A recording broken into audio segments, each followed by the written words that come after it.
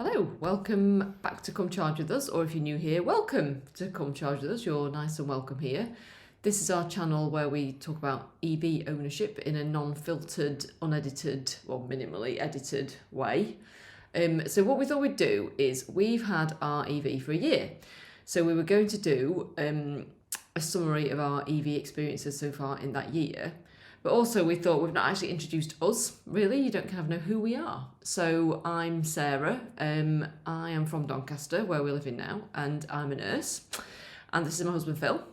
Hiya, I'm Phil. I'm a data scientist, so I help companies analyse their data. Yeah, hence the love of spreadsheets. We've got our dog Jackson, who you've seen in previous videos, and we kind of like enjoy... We enjoy walking Jackson when he's 14 now, so we don't get to walk him as much. We enjoy bike riding, and we also enjoy going on holiday, particularly to France. We have a long history with France. Our first holiday together when we first got together in 2008 was to Paris. Our first main holiday was to Avignon. We did the London to Paris bike ride and got engaged in Paris when we got there. And we've pretty much been on holiday to France every year since, haven't we? And we tended to go by train because we quite like the eco-friendly nature of the train. And on one of our holidays in 2014 to Marseille, we stayed in a hotel that had its own Renault Twizy. So that was kind of like our first EV experience, if you like. And it's good fun. Yeah, we just spent the day driving around Marseille in the Twizy and going to the beach, and it's just cool. Yeah. So I think in terms of our history with EVs, I guess, as Sarah said, we're kind of a bit eco-conscious, and I guess we're interested. So for me, I've been kind of quite interested in solar power, wind power, clean technology generally, and I guess EVs kind of made sense. It makes sense to use solar power, wind power to charge up your EV. And I guess we followed the story of Tesla and the idea of taking... When we say we... Well, maybe more me. Yeah. And the idea of, taking laptop batteries and putting them in a car just seems kind of pretty crazy, and the Nissan Leaf and so on. But there was never really quite the right car for us. The Tesla's Model S was far too expensive. The Leaf and the Zoe were kind of too small and didn't really have a long enough range. And we'd had our Volkswagen Golf since 2011, so I guess we just kept that, but thinking at some point in future we'd upgrade it to an electric one. And I guess the plan was maybe the Model 3, but with the pandemic and everything, we just kind of didn't think about it for a while. And then just by inertia, we just kept the Golf going. Yeah. So in 2023, so last summer, September, we went to France, surprise, surprise, on holiday. We went to Provence, and we went on the train. But this time we decided to hire a car because we were, I guess, how many years had we been? Many years consecutively without a car. And we thought, let's try hiring a car and see if we can see a bit more of Provence.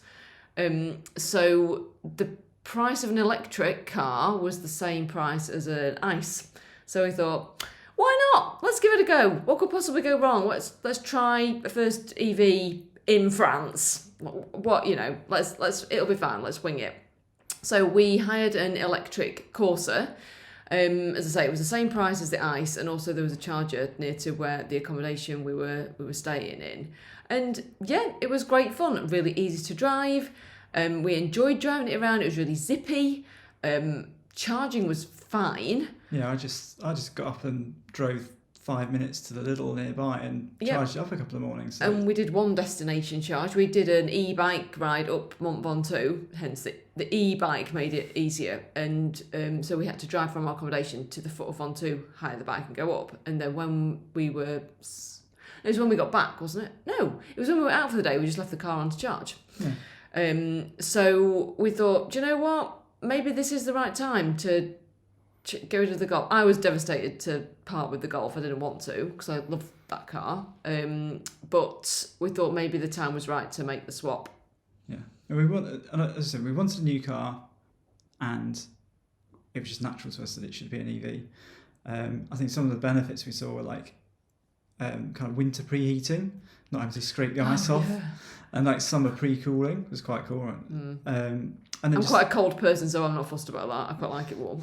and then just being able to kind of charge from home on electric rather than burning carbon. That was our kind of main motivations, really. Yeah. So when we got back from holiday in the middle of September, we started doing our test drives.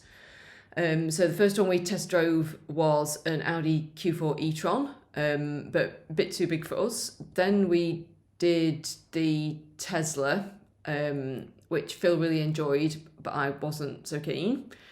So we thought, let's try some more. We went and redid the Corsa, but too small. It was okay on holiday, but for our kind of day-to-day needs, it wouldn't have worked. So we only have one car. We do only have one, because I can walk to work and Phil works from home quite a lot of the time. And if he does need to go to work, he can get the train. We did the BMW iX1, which I really liked. We did the Volvo XC40 recharge. So it kind of, for me, it came down to the BMW or the Tesla. But Phil kind of pointed out that BMW maybe wasn't that great in terms of efficiency for we tend to do small journeys around Doncaster or massive long journeys to the south of France. Or like Northumberland, because we really love it up there, or down to the southeast to see Phil's family. Yeah. So it may not have worked. So we hired a Tesla for the weekend through Enterprise. And at the end of that weekend, I still wasn't convinced. But marriage is compromise, right?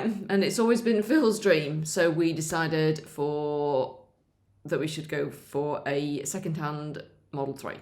I think price was a factor too, wasn't it? In the sense that Yeah, the BMW was a bit spicy. the BMW hadn't been out as long, so there weren't as many second-hand options. Because we didn't want to buy new. Because we didn't want to buy new, but because the Tesla had been out since 2019, there were a lot more options for kind of second-hand. It's just a slightly cheaper car, so I think that was quite a big factor as well.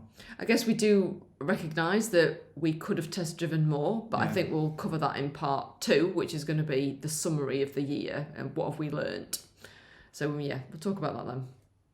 So we looked around and we found a really nice red Tesla Model 3 Standard Range Plus with the LFP battery, 72 plate at a company called car360.com. Oh yeah, it was sensitive. Yeah. I think it had 7,000 miles on it, and car360.com are a specialist kind of EV used car dealer based in the West Midlands near Cannock. They were very, very good. Thoroughly recommend Car360. Very, very easy, and we drove our car down, part exchanged it. It was sad dropping it off.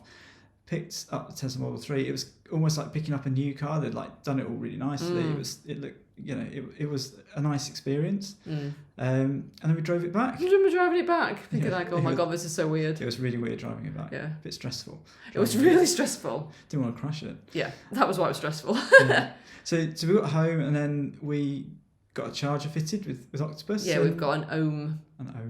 And yeah, that was it. We were EV owners. The fitting with Octopus was good, wasn't it? Yeah, that worked pretty well. Yeah. How long did it take us to get the ohm? Not long. I can't remember. Okay, we'll find out. We'll find out and write it. Yeah, we just granny charged for a couple of weeks until we got it. Yeah. But it was easy. So now we've got our EV. And so next part, we are going to talk about what we've learned this year.